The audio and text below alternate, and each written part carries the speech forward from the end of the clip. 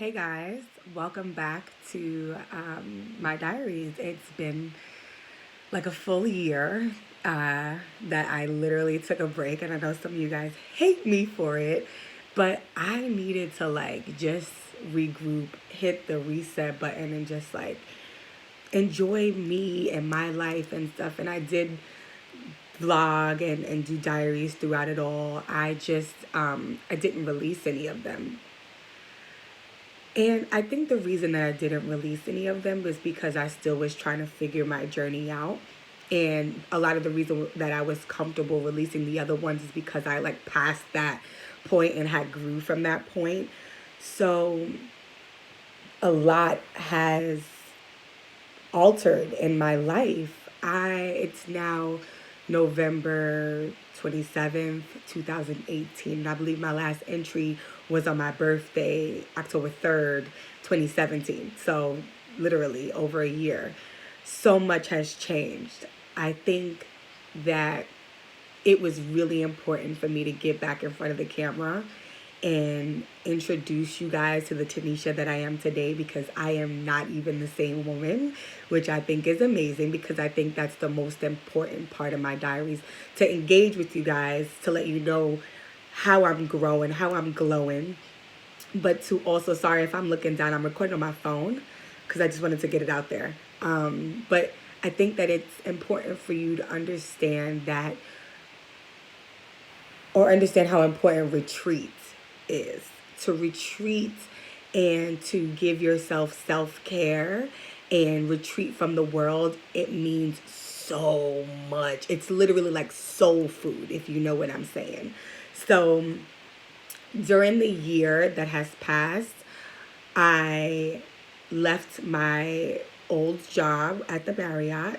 For a lot of you who watch the videos, you guys know I was at the Marriott for like 5 years. And I left the job. I actually had a job injury, on the job injury.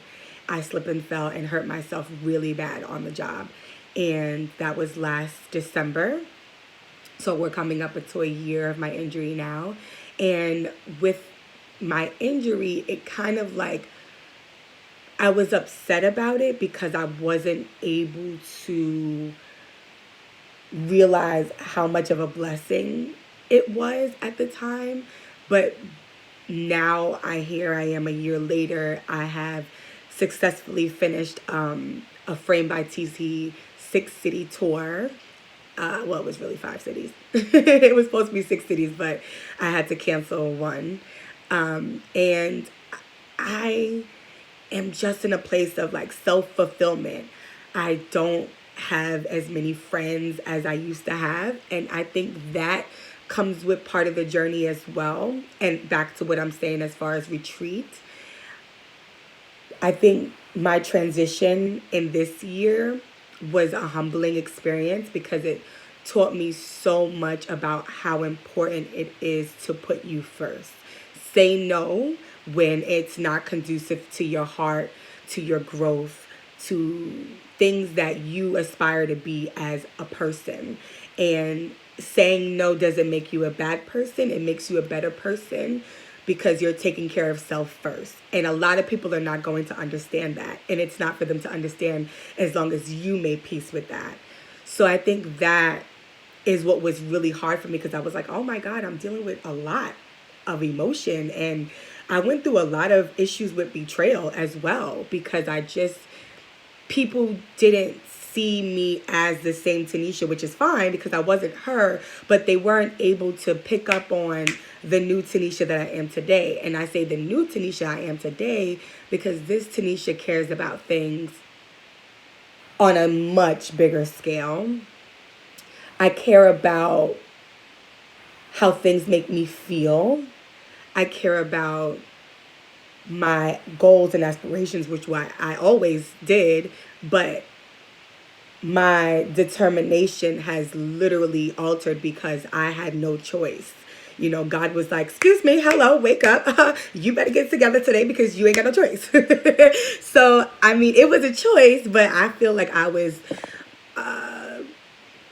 dropped into a situation where I had to just figure it out. So after my injury at my job, I went to, I was like, you know what? This is going to be it. Frame by TT is my baby. And Frame by TT Frame by TT has been amazing. What it has done for me as a woman, how it's challenged me, even as a working mom. When I worked at the Marriott, I didn't want to give up on the business. I kept pushing, even though the Marriott was my prime source of income. When Frame by TT became my excuse me, blah, blah, blah, I'm tongue tied. When Frame by TT became my prime source of income, shit got real. Shit got real, real, fast. And I had to make major executive decisions based on how it would affect my son and I. This year was so turbulent for me that I couldn't come to you guys and expose all of the emotions that I was going through because I was working through them myself. I went back to therapy. I have an amazing holistic therapist. And for those who don't know what a holistic therapy practice is they work with you using many holistic ways versus the physicians who will diagnose you and give you medicine and things like that. I'm so not into that. But they work with the purity of your heart, the purity of your soul. They aspire to channel your energy in different sectors in your life so that you're able to dissect where you need to put your energy. And I think that was so important for me to find somebody who can just listen to me, understand me, and appreciate my growth. My family has been amazing. As you guys could see, I'm sitting in my new office. I have moved. Cayenne and I have moved, and we have a bigger place. He has his own space. I have my new office. I have like a walk-in closet. You don't realize how blessed you are until you really take heed to the family and your support system who believes in you and who motivates you and who drives you. And for me this year, because it was such an emotionally turbulent one, you look for the people who are able to maintain your emotional stability with just the mere conversation.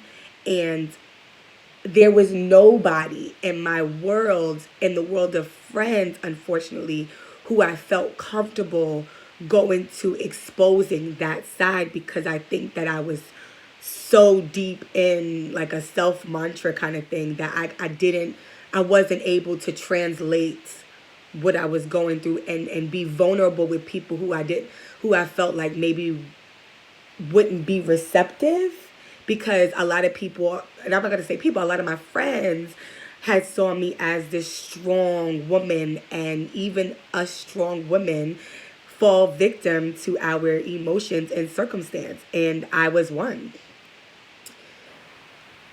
Financially, my life completely changed. I went from making like over $150,000 a year to touching public assistance. No shit. And there's things that, you're not gonna go and be like, oh yeah, it's lit, I'm a business owner, but I have to resource public assistance because it's not panning out the way that it should be. But that's real life shit. Throughout my journey this year, I was reading a lot. I'm a huge reader. I'm a book junkie, but I was reading a lot because I was like, I need fuel. I need fuel from people who have done this before. And I read a book, and one of the books inspired me so much because I'll leave the book title below. It inspired me so much because I've read about other entrepreneurs who maxed out credit cards, who were homeless, who were literally on their last breadcrumb, just putting it all into their business and didn't have the support system that I'm blessed to have.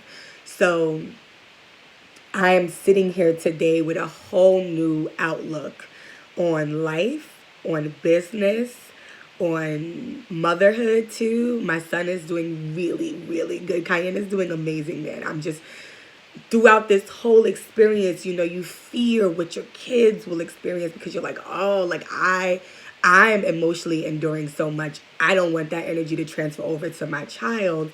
And you try to keep it together the best that you can, but sometimes, baby, you can't.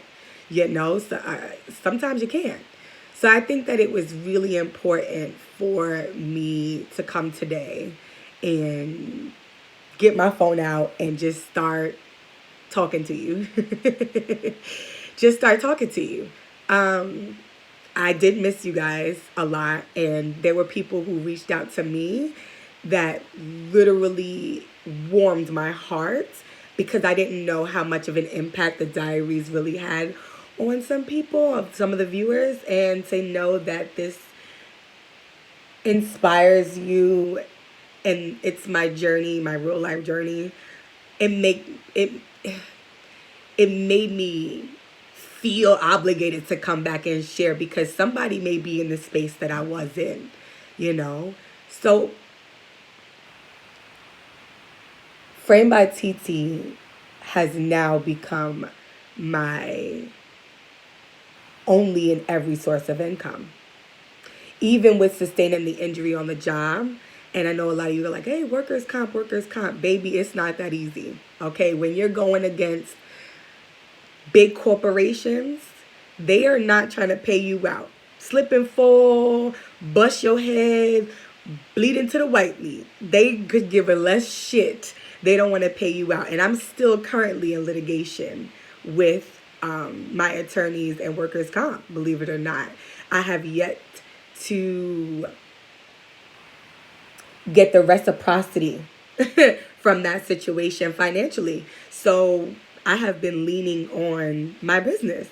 And that was really hard because my year didn't start off like that. I was fortunate enough to, when I did leave my job, I had a pretty nice savings. But now here we are a year later. My savings has completely depleted because I've invested so much into my business. And it's slowly but surely moving. But let me say this. I fell in love with my business before it started bringing me money. I did. And you have to maintain that same energy when your business is not making money. And I think that's the hardest part about entrepreneurship, is that you have to maintain that same energy, sis, bruh. When your shit is not making zilch, you still gotta market, you still gotta promote, you still have to network, you still have to find strategies that work for you, and you cannot let your fears deter you from what you know that you're born to do. You understand? Whether it be business, whether it be ministry, whether it be mentoring, speaking, public speaking, whatever it is, you cannot let your fear, whether it be love, okay? You cannot let your fears deter you from transforming and blooming and blossoming into that person that you are destined to become. Because what you do is you stunt your growth by being inferior of what possibly can happen and what you're not allowing God and the higher power to, in the universe, to just do,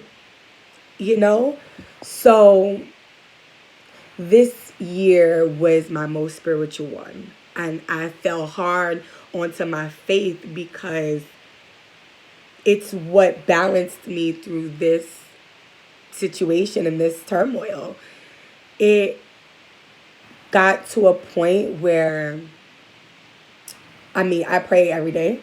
And Cayenne and I, we pray. I told him the importance of prayer because he is a hoop star, right? And even as a hoop star, or even just as a kid in general, he had questions about God. He would hear me play church on my phone, and he would hear the podcast, and so he had questions. And once he had questions, I was like, oh, it's time to answer. It's time for you to understand. So he's well aware who God is. He knows how to pray, and he understands the importance of giving thanks to God for everything. And, I think him at 7 years old. I think that's amazing. I love it. If anything I given my child was the passion and the awareness and knowledge of who God was. So that I'm very, very proud of. Things with my love life are, I mean, pretty much in the same place. I mean, I left off season 2 with letting you know what went down in London. So part of my tour, I went to, well, let me just go into the tour and then we'll get to my love life. So Frame by TT tour was interesting. I'm gonna say interesting because you think of like tours and you're like, oh, tours are lit. Like, you making money, you seeing people, and it was not that. Like, I saw a lot of people, I met a lot of new clientele. I shook hands with a lot of new faces and new personalities and networked my ass off.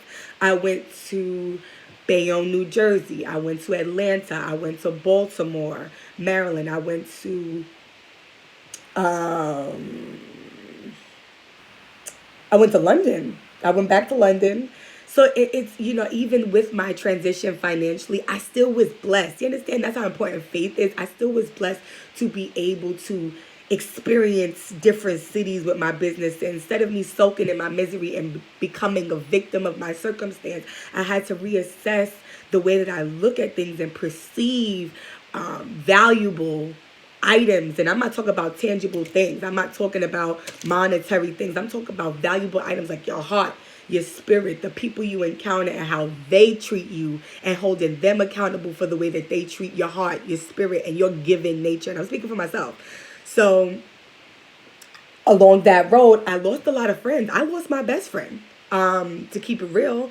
And I think that was hard for me to understand. But once I went through the transit, I made peace with it because I understand that everybody is on their individual journey. And there's no need for me to keep hurt or anger about a situation that is not feasible to my growth anymore.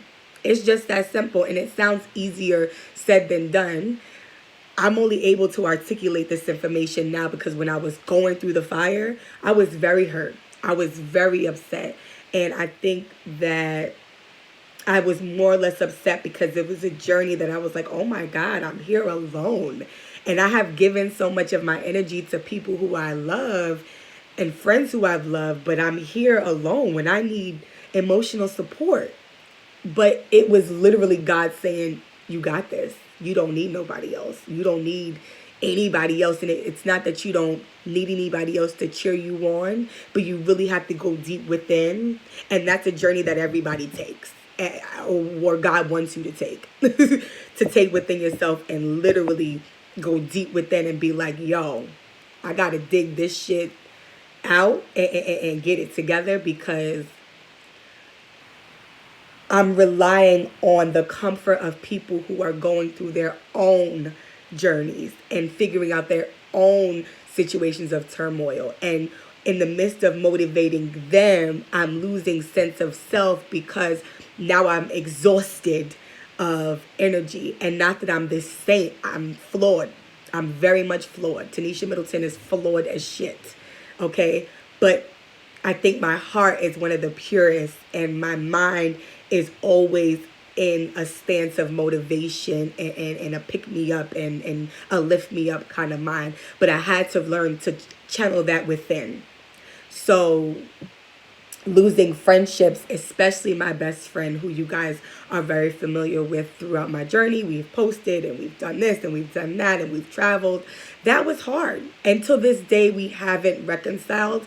And I don't know if that's something that I am looking forward to do because I feel like I only want to do that when we're both at a place to be receptive to it. And I can only be receptive to harmonious, positive, organic outcomes. if that makes any sense. So that is what transpired with business, a little bit with friends. Let's get into my love life. So my love life was on pause, really. So I dated a bit. I did. I didn't go on like official tissue dates. Well, let me take that out. I did go on dates. I just didn't date anybody exclusively. I was dating. Sorry, my hair's frizzy. I did date a few people, and I think because I was experiencing so much financially that I was uncomfortable. I'm so independent that I was like, oh, I can't engage socially because I'm working on this sector in my life. And until I have this sector together, I can't engage. I just ain't one of those. I wish I was, that I could just be like, hey, I'm poor, but I'm ready to love. I can't. My mama raised me completely different. But I will say this. Dating was really good for my soul, though, even though I didn't engage as much as I would have liked to because I was uncomfortable financially. It was really good for my soul, and I'll tell you why. Dating again made me realize there are good black men. There are really, really, really good black men. And this is not to take away from any other brother, any other man, but my preference is black men. So it put things in perspective, and it made me think about, wow, us women, sometimes we give the men a bad rap, but they're literally wrapped up in some of their own emotional turmoils as well, which is why they can't translate love to us. And that is what I got from dating throughout those months that I was dating. I think communication, excuse me, I keep saying I think, these are all I knows. Okay? So communication is huge. It's so important in a relationship, a friendship, whatever the relationship is. It's so important to have an honest communication. If you're not feeling something, you got to speak up. If you are feeling it, speak up. I think, again, it goes back to fear. We're so scared of what we can't control that we don't face the inevitable. And learning throughout this process for me was, bruh, you ain't got no control, and I'm a control freak. Okay, when it comes to my life, I want to be the puppet master. But unfortunately, it doesn't work like that. You literally are guided by faith and, light. As scary as it sounds. I'm at a place now. So that was like, I dated until about maybe the beginning of the summer. And then I shut it down. Recently, I have encountered someone, and I'm just, feeling it out, to be honest. I'm in a better space financially as far as managing my business, understanding what it really takes, taking my business to the next level. We'll talk about that in a second. But I'm in a place where I'm comfortable with me and my reality, even though all of the emotions that came with it were extremely uncomfortable. I'm sitting here, hair decently laid, looking decent, watch, nails done, lashes. So I'm not in the worst place. It could be a lot worse. And once you take a look at that, you're like, oh, you know what? This situation made you uncomfortable because it wasn't your norm, but it's the new norm for you. And that's okay because you're leveling up. So that's where I am. And as far as dating, I've learned to open my heart. I think after that whole London experience, I was extremely guarded again. I didn't want to be, but naturally I was like, fuck, I don't trust these niggas. Like, and I hate to say the N word, I don't trust these men. I don't trust these, these lies. I don't trust the things that they say because I was afraid of deceit. Again, afraid of some of which may be the inevitable, and some things are just lessons. That entire London experience was such a lesson for me. You have no idea. And the fact that I was able to go back. So I went back to London on tour and I met up with the guy that I dated out there. So I was talking to out there, whatever you want to call it. And there was no animosity between us. It was a cool, casual conversation. And I think that in itself for me was growth because I wouldn't been able to do that in my prior years. I was like, fuck him, yeah, yeah, yeah, yeah, da da da da, blah, blah, blah, blah, blah. But it wasn't that for me. It was like, you know what, we're cool, and in the sense of like, I don't have no ill feelings towards you. You don't have no ill feelings towards me. We could never be as cool as we once was because that at this point is disrespectful to not only your relationship and your marriage, but where I'm headed in my life. I don't want to stunt my growth by giving you too much airtime that is unnecessary. But at this point, we wished each other the best, and we walked away from it growing. I think I can't speak for him, but I know me. I walked away from it a better Tanisha because I was able to experience emotions that I've suppressed for so freaking long, especially after Cayenne's dad and I. So that was healthy for me. And going back and it wasn't a reconciliation, but it was more or less like, wow, you know, I've grown. My heart is in a different space, and I'm not mad because I'm prone to harbor anger and resentment sometimes, especially when it comes to levels of deceit.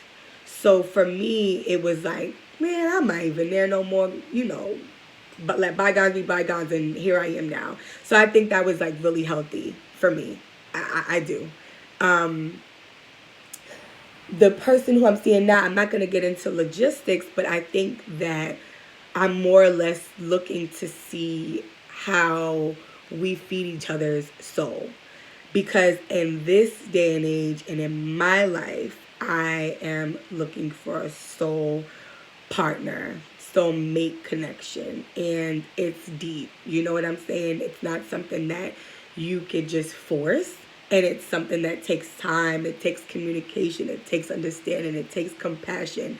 And sometimes your blessings come not wrapped in the way that you think that they're supposed to come wrapped. We have this perception of what we see it as, but it don't come like that, unfortunately. So I'm just taking it day by day to see how two souls connect or not. And I'll give you an update on that once there's a connection deep or not.